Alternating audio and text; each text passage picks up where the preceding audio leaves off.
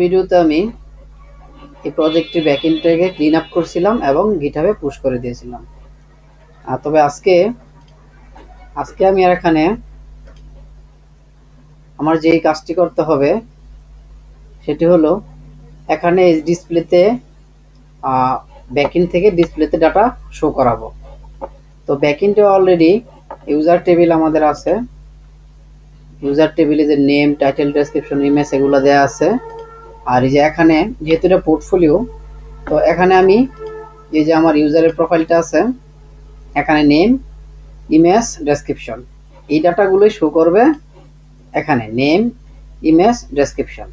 আর সোশ্যালটার জন্য আছে এখানে সোশ্যাল, এই যে এটা শো করাবো এখানে। তো এটা দুইটা ওয়েতে করা যায়, এক হলো ডিরেক্ট কোয়ারি করে ডিসপ্লে করানো যায়, আরেকটা হলো কন্ট্রোলার ধরে। তো আমি দুইটাই দেখাচ্ছি। তো প্রথমত এটা আমাদের সাইডবার, এই যে এটা আমি চেক করে যদি রিফ্রেশ দিলাম, এই যে এটা আমাদের সাইডবার। এখানে দেখেন আমরা কিন্তু প্রথম আমাদের ইউজার থেকে আমাদের ডাটা নিয়ে আসতে হবে ইউজার টেবিলে থেকে, কারণ ইউজার টেবিলে কিন্তু এই ডাটাগুলা স্টোর করা আছে। ইউজার টেবিল ডাটা স্টোর করা আছে। এই ডাটাগুলা কোনটা? এই ডাটাগুলা। তো আমি এখানে আমার নেম, ইমেজ এবং ডেসক্রিপশন তিনটা শো করব এই জায়গায়। তো সেক্ষেত্রে আমি এখানে যদিও এটা গুড প্র্যাকটিস না, কিন্তু এটা শেখা দরকার লাগবে আমাদের। তো আমি এখানে দিলাম @PSP এবং @InPSP। এর ভিতরে আমি একটা ভেরিয়েবল নিলাম ইউজার নামে একটা ভেরিয়েবল নিয়ে এখানে অ্যাপের ভিতরে আছে কি মডেলসের ভিতরে আছে ইউজার মডেলটা। তারপরে এখানে আমাদের একটা ডাটা আনতে হবে, তাহলে ফার্স্ট করে দিলাম। আর ডাটা একাধিক আনতে হলে গেট করে দিতাম। তো যেহেতু আমাদের লুপ হবে না, জাস্ট একটি ডাটা আসবে, এজন্য আমি ফার্স্ট করে দিছি। এখন আমি ইউজারটাকে ধরে এই ইউজারটাকে আমি এখানে ডাবল কার্লি দিয়ে এখানে ভেরিয়েবল ইউজারের মধ্যে এখানে আমি ডাটাবেজের যে ফিল্ডের নেমটা আছে নেমটা দিয়ে দিলাম। দিয়ে আমি এখন সেভ করলাম। সেভ করে যদি আমি এখানে রান দিই, তাহলে আমার এখানে এই যে এমডি কামাল হোসেন আইসা পড়ছে, মানে এখানে এই যে এমডি কামাল হোসেন এটা ডিসপ্লে করতেছে এখানে। তো সেম করে যদি আমি এখানে ডেসক্রিপশন দেই অথবা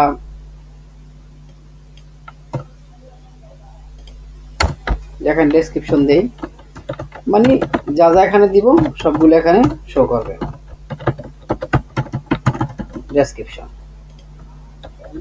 ডেসক্রিপশন দিলাম, দিয়ে এখানে রিফ্রেশ করে দিলাম, এই যে ডেসক্রিপশন এতটুকু আছে, এতটুকু আসছে। হ্যাঁ, তো এখানে ইমেজ দিলে ইমেজ আসবে, সোশ্যাল দিয়ে সোশ্যাল আসবে, সবকিছু আসবে। তো আশা করি এই বিষয়টাকে এতটুকু বুঝতে পারছেন, খুব ইজি। হ্যাঁ, বাকি এখানে যে ইমেজ আছে, ইমেজটা পাত্র যদি ধরাই দিই, এটা করে দেখাই। ধরেন এই যে ইমেজটা বাদ দিলাম, দিয়ে এখানে ভেরিয়েবল ইউজারের ইমেজ, অ্যাসেট তো ঠিক থাকবে। তো অ্যাসেট এর ভিতরে ইউজারের ইমেজ দিয়ে দিলাম। দিয়ে দেওয়ার পরে আমি আবার এখানে রিফ্রেশ দিলাম, দেওয়ার পরে আমার এখানে ইমেজটা এসে পড়ছে, সবকিছু এসে পড়ছে। আর সোশ্যাল থেকেও আমি এইভাবে সোশ্যালটাকে আবার ধরে আমি এখানে আবার আরেকটা নিলাম ভেরিয়েবল সোশ্যাল, এখানে দিলাম অ্যাপ, তারপর মডেলস, এর ভিতরে সোশ্যাল মডেলটা দিয়ে এখানে আবার আমি ফার্স্ট করে দিলাম, ফার্স্ট দিয়ে এখন আমি আবার এখানে সোশ্যালটাকে এখানে মনে করেন আমি সোশ্যালটাকে আমি এখানে দিয়ে দিলাম, কন্ডিশন দিয়ে ভিতরে ঢুকাই দিলাম। তাহলে আমি এখানে যদি দিই ইফ ভেরিয়েবল সোশ্যালের যদি সোশ্যাল হয় তাহলে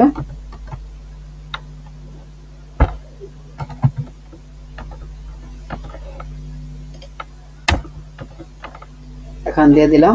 দেওয়ার পরে আমি যেটাকে কপি করে আবার এখানে দিয়ে দিলাম, এখানে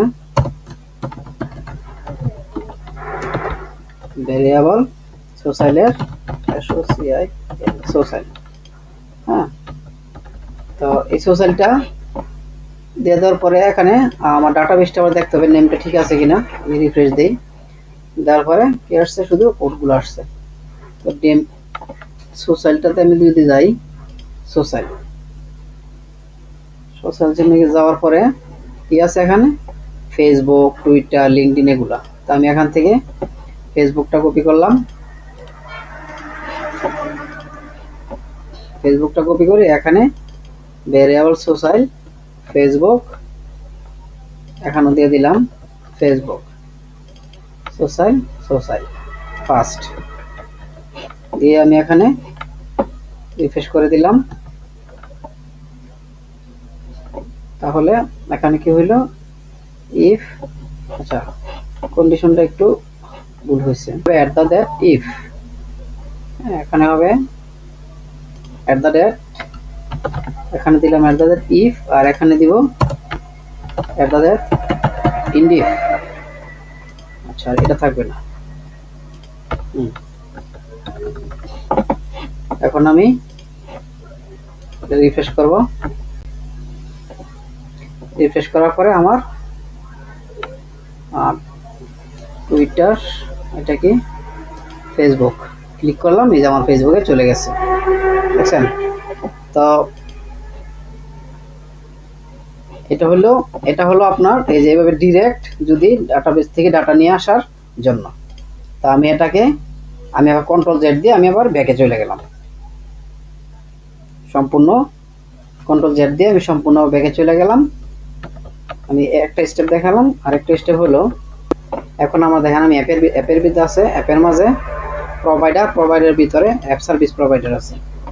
এই অ্যাপ সার্ভিস প্রোভাইডার ভিতরে যে বোথ আছে, এই বুথের মাঝখানে আমি এখানে রিটার্ন করে দিব, হ্যাঁ। রিটার্ন করে দিব কিভাবে,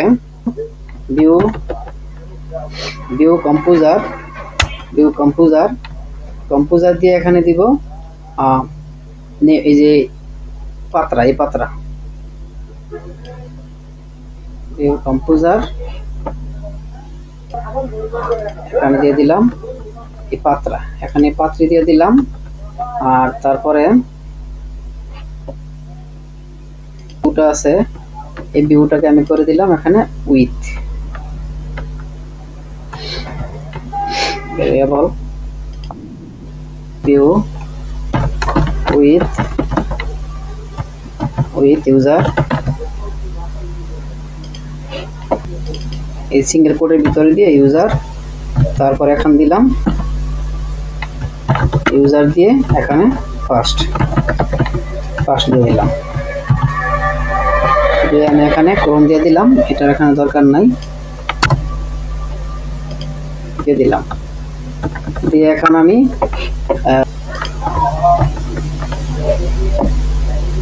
আচ্ছা দেখেন, এখন পেজটা রিফ্রেশ করার পরে আমাদের এখন কি আসতেছে, user not found, app provider user not found. তাহলে তো এটি আমি ইম্পোর্ট করে দিতে হবে এখান থেকে, আমি ইম্পোর্ট করে দিলাম। আর সোসাইলও এখান থেকে ইম্পোর্ট করে দিব, সোসাইলও ইম্পোর্ট করে দিলাম।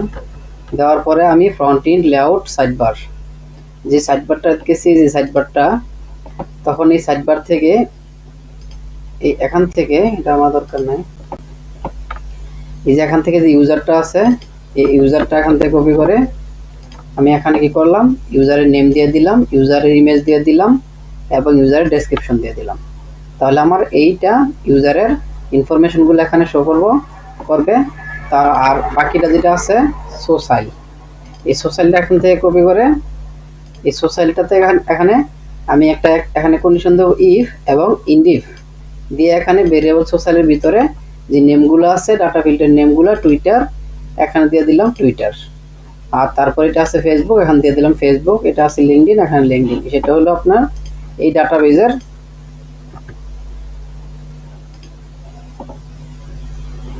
এই যে ডাটাবেজের যে ফেসবুক, লিঙ্কডইন, টুইটার, ইউটিউব, এগুলো টুইটার মিনস এক্স আর কি যেটা।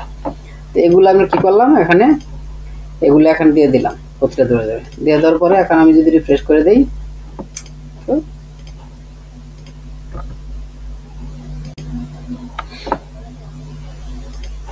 এখন রিফ্রেশ করে দিলাম, রিফ্রেশ করে দিলে হ্যাঁ আমার এটা সাকসেসফুলি রান হইতেছে। এখানে ইমেজটা শো করতেছে, নেম, ডেসক্রিপশন এবং প্রতিটা সোশ্যাল লিংক। তো আজকে এই পর্যন্তই, ধন্যবাদ সবাইকে, আসসালামু আলাইকুম। এবং লাইক কমেন্ট করতে ভুলবেন না, আর চ্যানেলটা সাবস্ক্রাইব করবেন। আর কোথাও বুঝতে সমস্যা হলে কমেন্টে জানাবেন, আমি সেটি সলভ করে দেওয়ার জন্য চেষ্টা করব। ধন্যবাদ।